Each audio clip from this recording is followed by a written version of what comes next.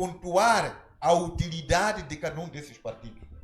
Vamos agora passar para outro tema, a produção. Dr. Kumbane, entre o Executivo e a Comissão Política, quem que está a mandar no país, quem está a dar ordem, quem está a aceitar, a propor, a efetivar algumas políticas? Tenha vontade. Bem, microfone.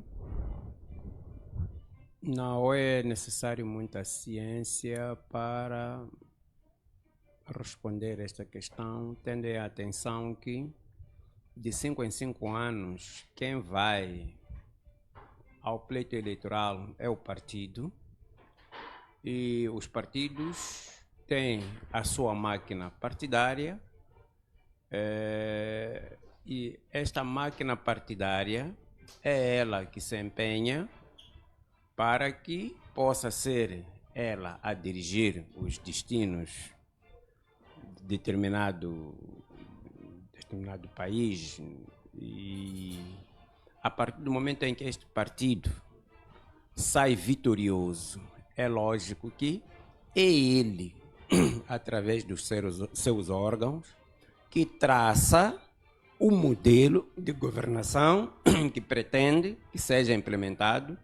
Não só traça o modelo de governação, assim como condiciona a própria formação do governo.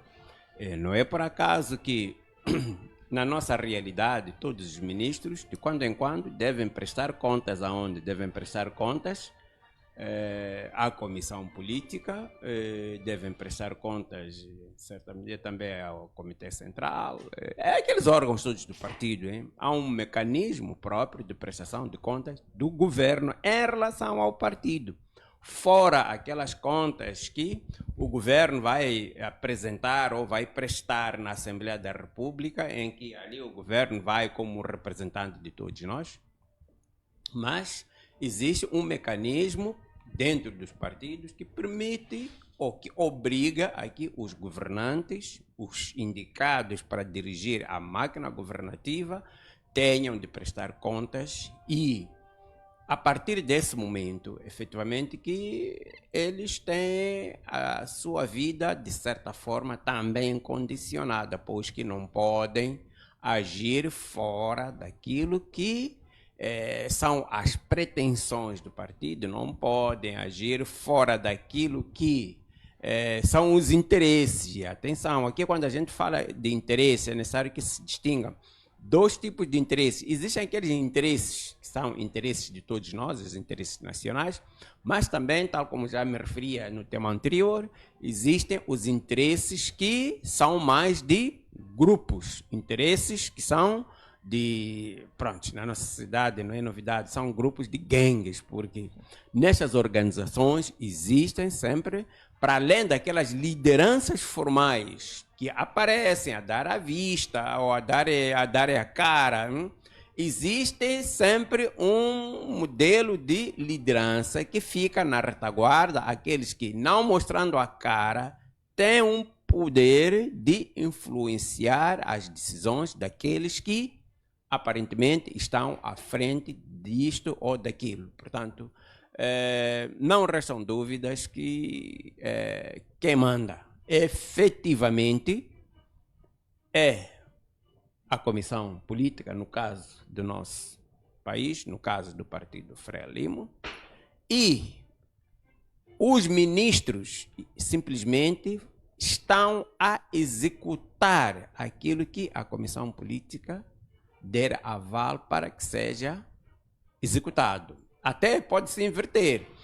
O governo até pode ter ou conceber propostas daquilo que pensa que vai fazer, mas antes da sua implementação é preciso ou leva para o crivo da comissão política, assim como também a própria formação do governo. Quando um presidente é eleito, ele não forma o governo como ele quiser.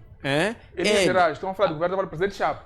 Não formou os ministros que ele tem, os conselheiros, não... Não é somente ele, todos aqueles que alguma vez foram eleitos pela Frelimo sempre foram condicionados pela comissão política. Agora, aqui a diferença pode ser o grau deste condicionamento, mais ou menos.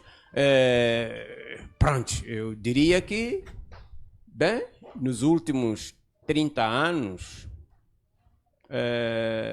provavelmente aquele que pode ter sido menos influenciado, pode ter agido um pouco com mais de liberdade, pronto, tirando o presidente Chissano, que já lá vai há bastante tempo, tirando ele, para mim, aquele que também entrou e agiu com muita liberdade foi o presidente Guebuza. Recordemos que, diferentemente dos outros, o presidente Guebuza é nomeado secretário-geral da Frelimo anos antes do pleito eleitoral de 2004. A primeira coisa que ele teve de fazer foi organizar, formatar a máquina partidária da Frelimo em função daquilo que eram os seus sonhos. E a mais, a sua indicação como candidato a presidente também foi uma coisa que aconteceu com a devida antecedência. Hein? Agora, isso nós não notamos em relação ao presidente Nunes, que foi eleito já na véspera, e pior ainda, o caso mais recente do presidente Chapo, que podemos dizer foi eleito mesmo já em cima do joelho. Então, quando isto acontece, a indicação tardia dos candidatos acaba criando condições para que eles cheguem ao poder sem dominar a máquina partidária em tanto que tal. Agora, por exemplo, podemos dizer que, bem, pronto, o presidente Chapo está já num processo de afirmação do seu poder, mas esse poder ele não tinha quando ele tomou posse. É um processo que vai tendo lugar de tempos em tempos, à medida que o período de governação vai avançando, então o seu poder também vai se alargando. Então, diferentemente do, por exemplo, o exemplo que eu dava do presidente Guebuza, que ele teve tempo para organizar a máquina partidária, porque a sua indicação foi feita com a devida antecedência. Então, os presidentes que se seguiram, de facto, foram ao pleito eleitoral já quando acabavam de serem indicados, motivos pelos quais, de facto, eles tiveram um pouco mais de dificuldades para formar os seus próprios executivos da maneira como eles gostariam que fossem formados. Não é por acaso que até agora as pessoas continuam a questionar sobre si. De facto, as pessoas que rodeiam o presidente Daniel Chapo, ele é que as indicou ou simplesmente, pronto, algumas apareceram nesta correlação de forças. E também, há pouco, foi esta semana, eu li um jornal aí em que um empresário que é presidente de uma fundação aí também questionava, dizia ele que não sabia ao certo se as pessoas que rodeavam o presidente da República eram as mais certas ou eram as mais convenientes ou não, mas num primeiro momento, de facto, há esta situação que o presidente Chapo ele está a enfrentar, e quero acreditar que assim que houver a primeira oportunidade para a remodelação do seu governo, que quero acreditar que pode não tardar muito assim, aí sim ele poderá já estar em melhores condições de indicar pessoas que ele já as conhece minimamente, porque tendo sido ele indicado em cima do joelho, ou na véspera, saiu logo da indicação para entrar logo na campanha eleitoral. Depois da campanha eleitoral, veio todo vieram todos aqueles problemas das eleições, até a divulgação dos resultados. Com a divulgação dos resultados, logo, era necessário formar o governo. O presidente Chapo, diferentemente dos outros que estiveram nas esferas centrais do poder, o presidente Chapo veio de uma província, veio de Inhambane. Então, chegado aqui, ele, lógico que iria precisar de algum tempo para estudar as pessoas, para saber com quem é que ele deve contar. Mas ele teve este azar de não ter tido oportunidade de poder saber efetivamente com quem é que ele deveria lidar. De tal sorte que há muita gente que o rodeia, que a opinião pública acha que aquela gente já traz pecados da governação anterior e que não deveria estar ali. E essa mesma gente diz, de boca cheia, que aquelas pessoas simplesmente estão ao lado do presidente da República, mas para proteger os seus próprios interesses e não necessariamente para levar a cabo aquilo que são os ideais, ideais que seriam as inovações que o chefe de Estado em exercício poderia ter trazido na governação atual. Portanto, este aqui é, infelizmente, o dilema que o atual timoneiro da Ponta Vermelha enfrenta.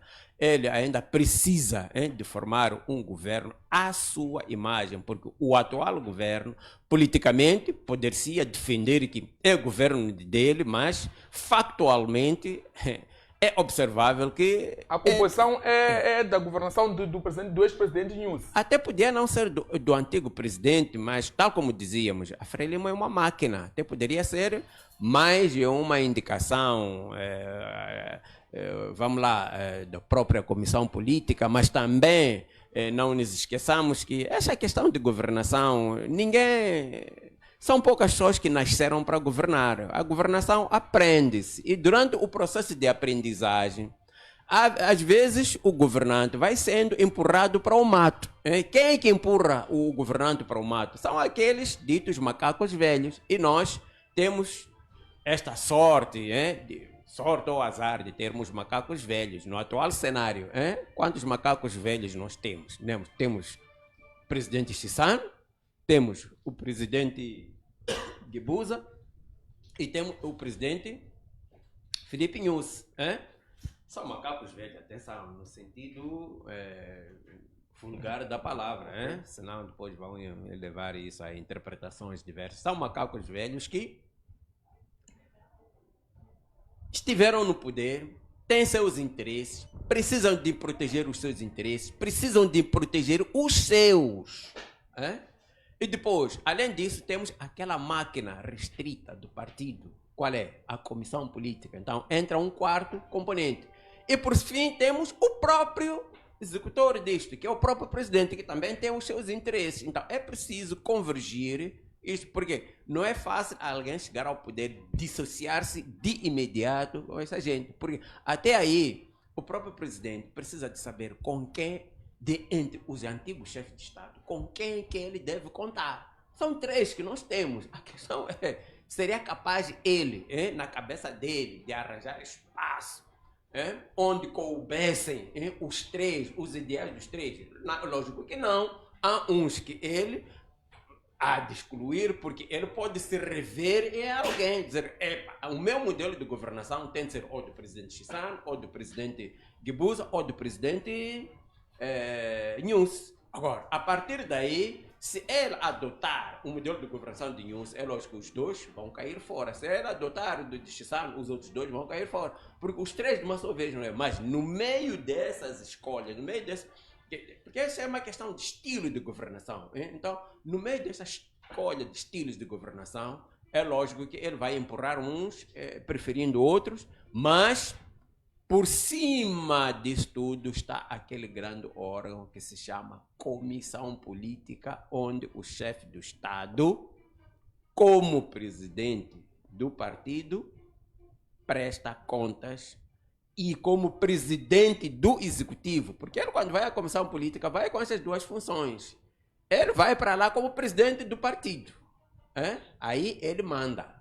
Mas quando ele vai como presidente do Executivo, ele é mandado por aquelas pessoas. Por quê? Quando vai como presidente do partido da Frelimo, ele que dá as ordens, a última voz é dele. Ele é presidente. Mas quando vai como presidente da República, Aí, ele vai prestar contas. Vai prestar contas da governação dele. Agora, entre ser presidente do partido e o presidente do país, o que é que pesa mais no seio do partido? No seu ponto de No vista? atual cenário, não tenhamos dúvidas que os órgãos do partido são extremamente poderosos. Se querer avaliar isso aí, veja o que acontece nas províncias.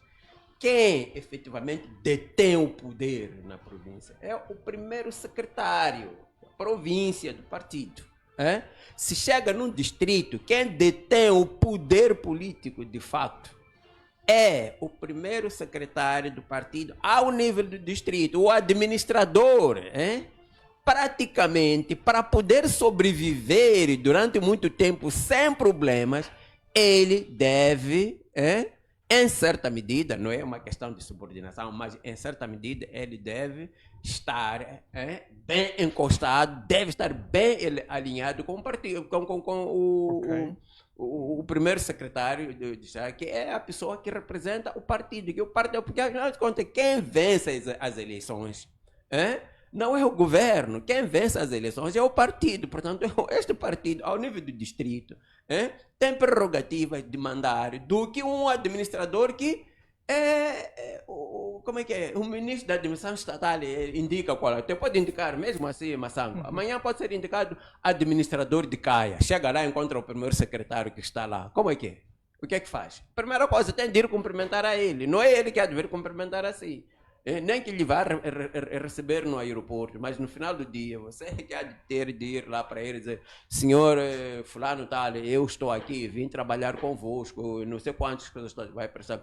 Então, nessa questão também de governação ao nível das províncias também, os nossos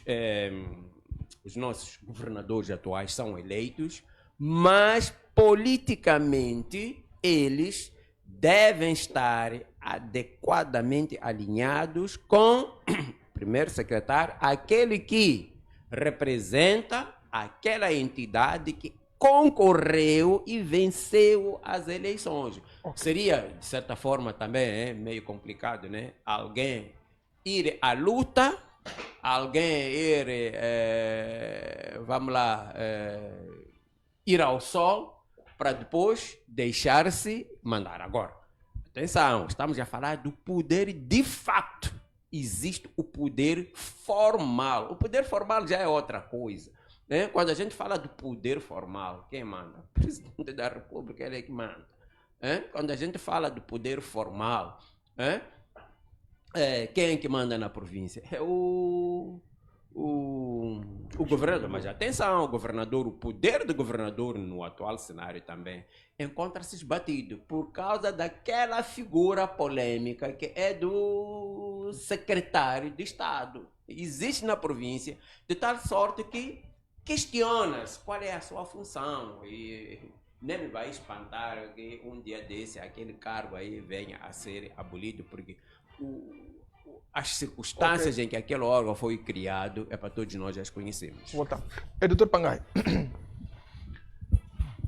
quem de facto manda no país? Tivemos aqui uma explicação exaustiva do Dr. Kumbani. Quem de facto manda no país? Até que ponto o poder político, a comissão política, influencia nas decisões do executivo?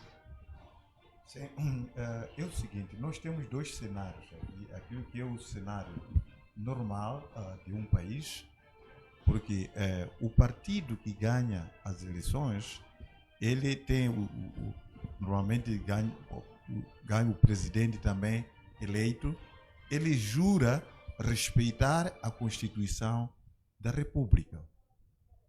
Todas as ações que o partido vencedor e que depois ele dirige o governo devem estar em consonância com a Constituição da República. E quem de fato deve garantir com que o que está previsto na lei seja cumprido é a Assembleia da República. Daí que nenhum partido ele deve chegar ao poder e começar a realizar coisas fora da lei, fora da Constituição da República. Isso estamos a falar em condições normais. Na prática, quem deve decidir o rumo de um país é a Assembleia da República. Não é o partido ou não é a comissão política, nem é o executivo. Porque esses estão submissos à Constituição da República. Estão submissos à legislação, que é controlada, que é fiscalizada pela Assembleia da República.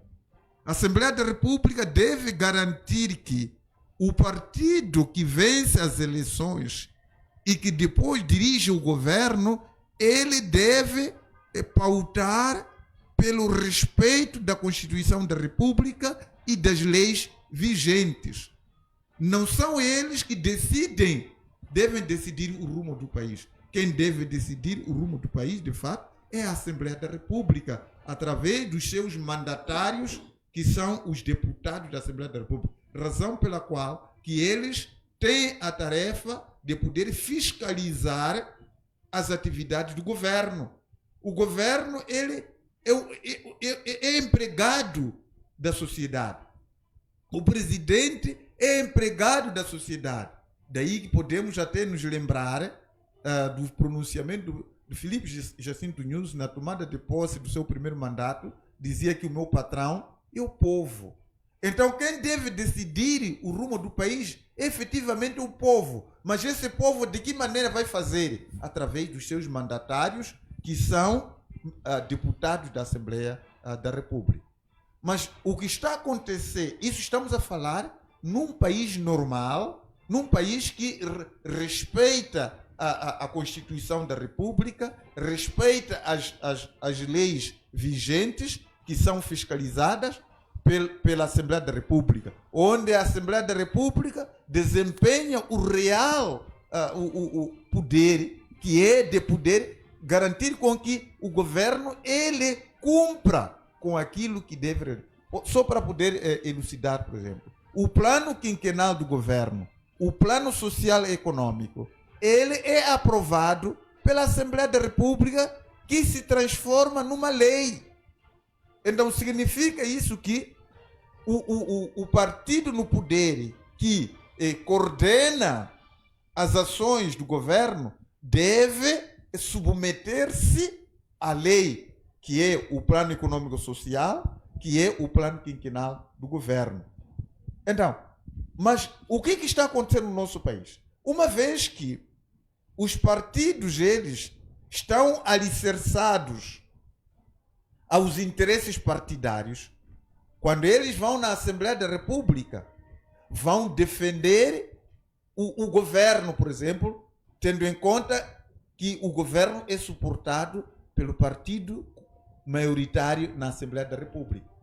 Daí que passará sempre a poder defender tudo aquilo que o governo vai fazer, mesmo que seja falcatruas, assim como não, procurarão sempre defender os interesses do governo. É aí onde, de uma forma errada, a comissão política passa a decidir o rumo de um país. Mas a comissão política de um partido, nem o próprio executivo tem a responsabilidade de decidir o rumo de um país.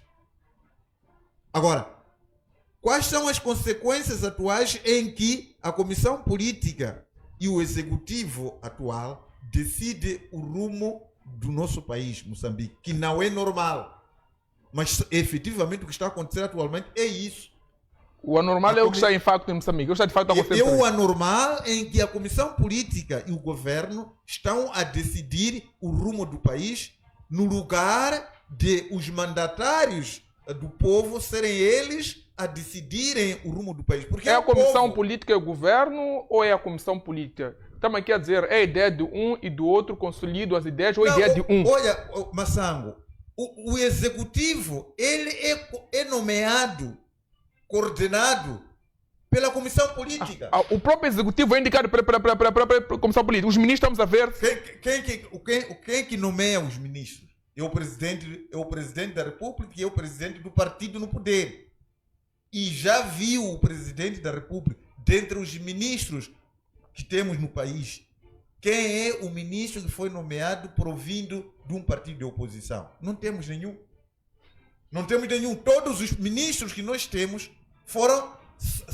saem do partido Frelimo. Então, é nesse contexto em que o executivo ele é coordenado pela comissão política. O executivo realiza as ações nos termos da coordenação da comissão política.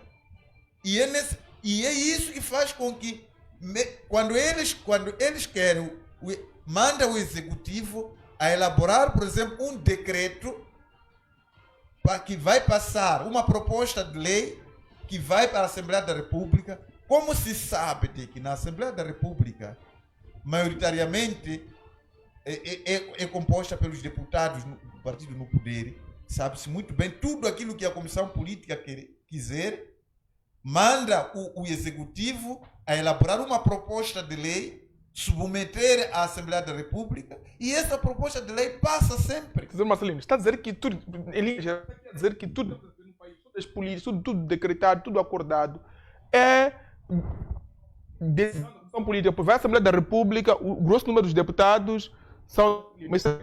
Claro, até sétimas eleições, o partido no poder sempre teve a maioria absoluta na Assembleia da República. E, tendo em conta que o governo tem essa prerrogativa de submeter proposta de lei, e esse executivo é coordenado, é nomeado pela comissão política, obviamente que as leis que estão sendo aprovadas são de apetite da comissão política. Porque não há como poder reprovar a proposta de lei do executivo, tendo em conta que na Assembleia da República o partido no poder tem a maioria absoluta, que ela vai poder fazer passar todas as propostas de lei provindas do executivo. E esse executivo recebe ordens da comissão política. Então, o que está a acontecer neste momento é que, efetivamente, quem está a decidir o rumo deste país é a comissão política. Mas não é normal isso acontecer. Quem devia decidir o rumo deste país é o povo, representado pelos seus concidadãos, que são pelos deputados na Assembleia da República. A forma de poder inverter este cenário é, um dia, na Assembleia da República, não ter maioria de nenhum partido. Se chegarmos nesse ponto em que nenhum partido tem maioria na Assembleia da República, a partir daí nós teremos paulatinamente o poder do povo a ter peso no país. Enquanto tivermos essa situação de o partido no poder ter a maioria absoluta, capaz de fazer passar várias leis na Assembleia da República, aí estaremos sempre nesse cenário da comissão política estar a decidir o rumo deste país, quando, na verdade, quem devia decidir o rumo seria o povo nesse país. Ok, a minha produção colocou aqui esta era a antiga composição. Não temos nenhuma composição atualizada da comissão política no próprio site do partido no poder. Mas sabemos que o Celso Correia ainda continua fazendo parte da comissão política atual. Aí está a composição, o nosso trabalho é informar e formar. Esta era a composição na governação do presidente Nunes. Sabemos que boa parte ainda fazem parte. Não, continua a comissão política. Ainda continua a mesma. Continua aquela que o presidente Filipe Jacinto Nunes deixou. Okay. O presidente Daniel Francisco Chapo não mudou a comissão política. Ele, neste momento, não mudou a comissão política, não mudou o Comitê Central. O Comitê Central é aquele que foi constituído ainda quando o Filipe Jacinto Nunes estava no poder. Então, ele encontrou esses órgãos neste lugar. Essa também pode ser uma das dificuldades que o presidente Daniel Francisco Chapo ele tem para poder movimentar aquilo que são as suas ideias para o rumo deste país.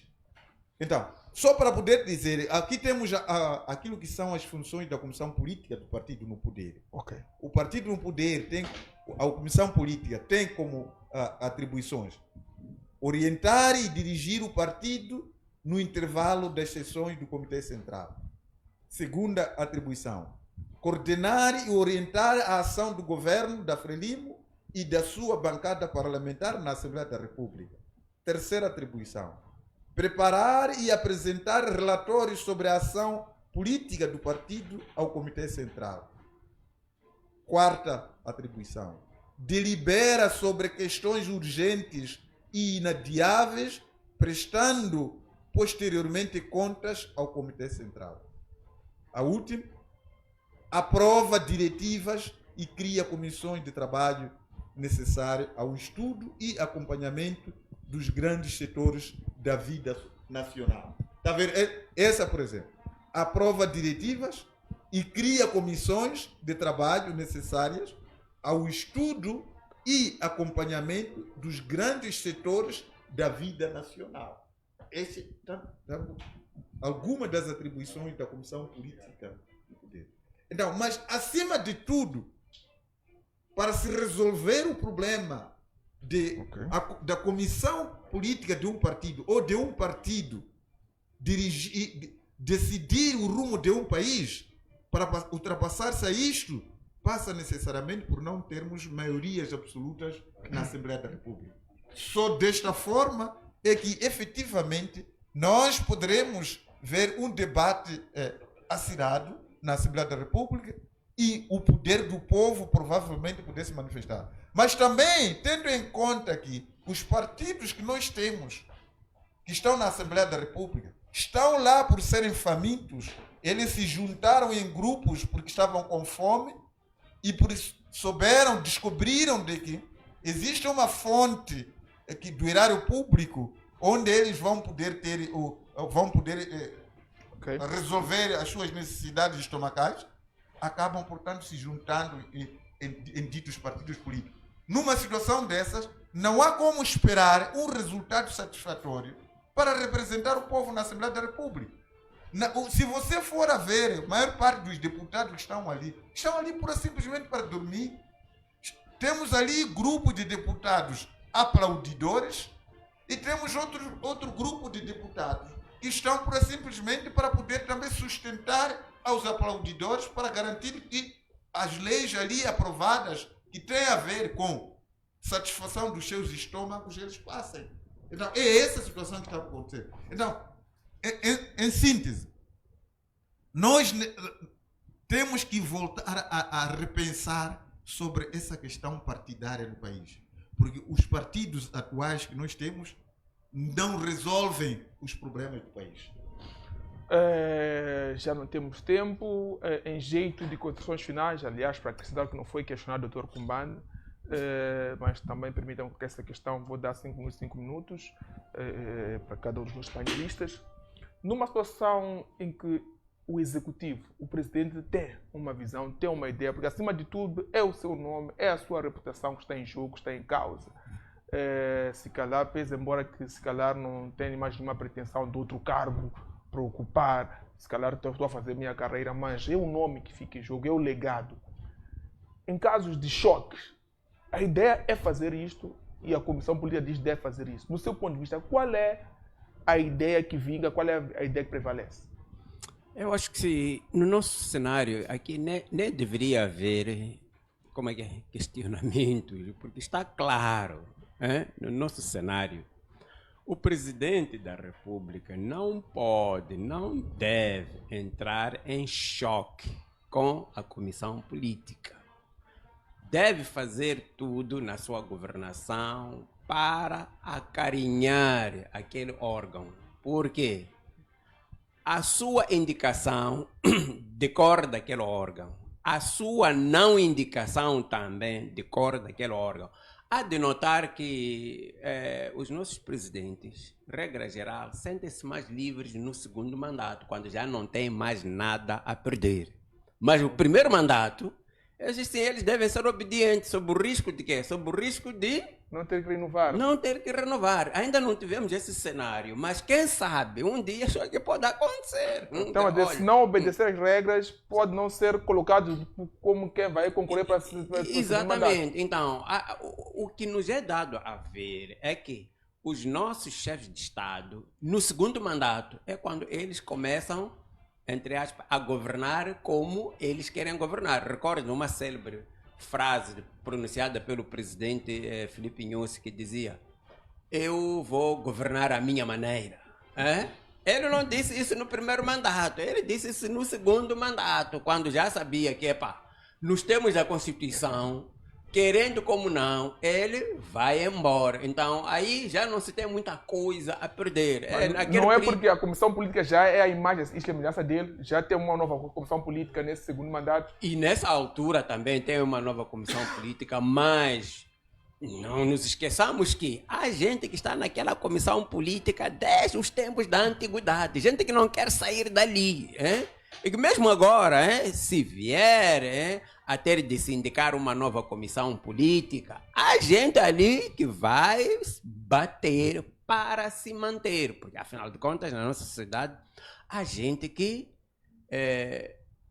nasceu para não fazer outra coisa senão viver ali na política. E são pessoas que, independentemente de todo o acumulado de riquezas que tenham, mas se estiverem fora das esferas do poder, não se sentem convenientemente. Por isso que, pronto, já que a idade é que é a mãe de tudo, não é? Há regras da natureza para as quais ninguém está preparado para fugir delas. Vamos começar a assistir nesses nossos partidos pessoas que, infelizmente, vão morrer nos lugares onde estão, porque não conseguem sair deles para irem viver experimentar viver como o comum dos cidadãos, acordar, fazer a sua vida. Não são preparadas para isso. Portanto, não tenhamos muitas ilusões que, mesmo que venha lá a reunião do Comitê Central, mesmo que se renove a comissão política, há ali alguns cepos que vão se manter a qualquer custo. Primeiro porque em alguns casos são essas pessoas que suportam o próprio chefe do Estado. Então ele não pode descurar essas pessoas. Noutras situações, porque são as pessoas que são capazes de influenciar decisões dentro do órgão para que a indicação tenha de ser mesmo em função dele, tenham de ser eles a serem indicados e não outras pessoas. Por exemplo, já imaginou, por exemplo, você, Massango, assim, ter de ir concorrer àquela cadeira da comissão política aí com, vamos lá, esse exemplo que dava o Celso Correia, a quem é que as pessoas vão indicar? Você deve, que ideias levar da juventude, não sei, de energia, não sei quando, a primeira coisa logo vão dizer, você ainda não é nosso. E isso é óbvio que acontece nas organizações, é assim como as coisas funcionam, portanto, o presidente da República ainda tem alguma caminhada para, de facto, se afirmar, ser ele, mas a primeira coisa é que ele tem de mexer nestes órgãos. Mexendo nesses órgãos é para facilitar o seu trabalho, não é para ele ganhar a independência total e completa, não, é facilitar. É que onde tem 30 pessoas que não conhecem muito bem quem são, se conseguiram colocar 15 que conhecem quem são, então aí já começa a ter uma situação relativamente aliviada, começa a passear um pouco a sua classe. Portanto,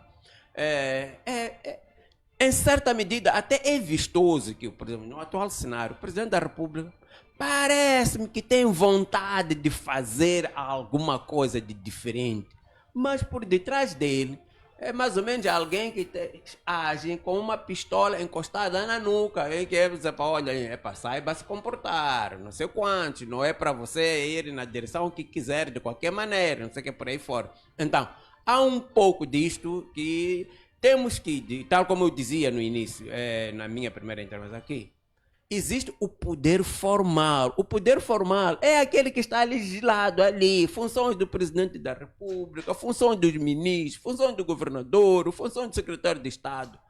Mas por detrás disso existe aquele poder invisível, este poder que é o mais poderoso do que aquele poder formal. Ok, Dr. Pangai, considerações finais, mesmo respondendo à questão que colocava aqui ao Dr. Kumban, depois de explicar as suas considerações finais.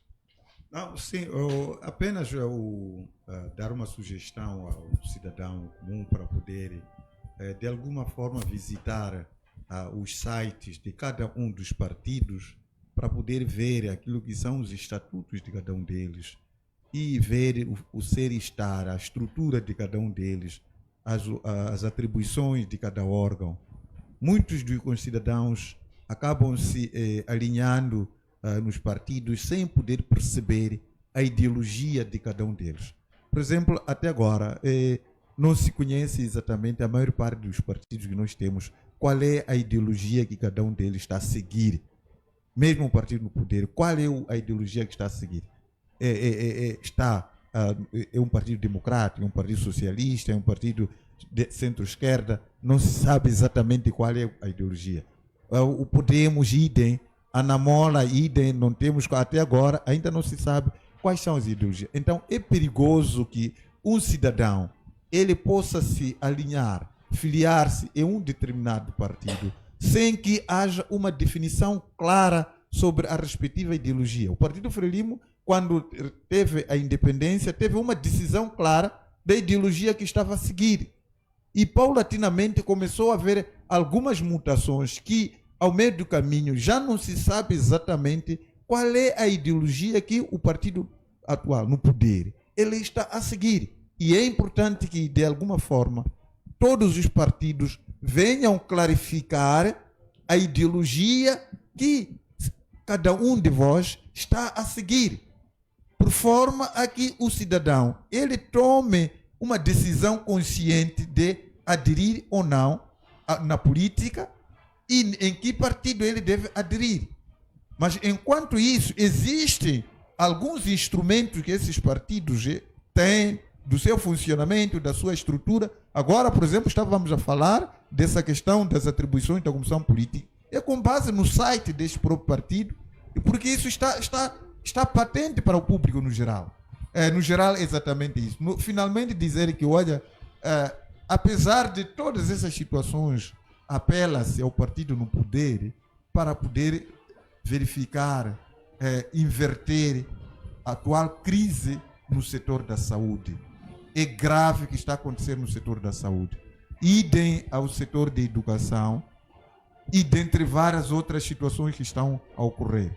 A planificação dos recursos que o país tem deve respeitar a prioridade que o país neste momento tem. Eu estou extremamente chocado com o investimento que o Banco de Moçambique e o governo vai distribuir agora aos mutuários na Zambésia por volta de 130 milhões de dólares para distribuir àqueles mutuários, numa altura em que temos um setor de saúde extremamente caótico e várias pessoas a morrerem por falta de medicamentos.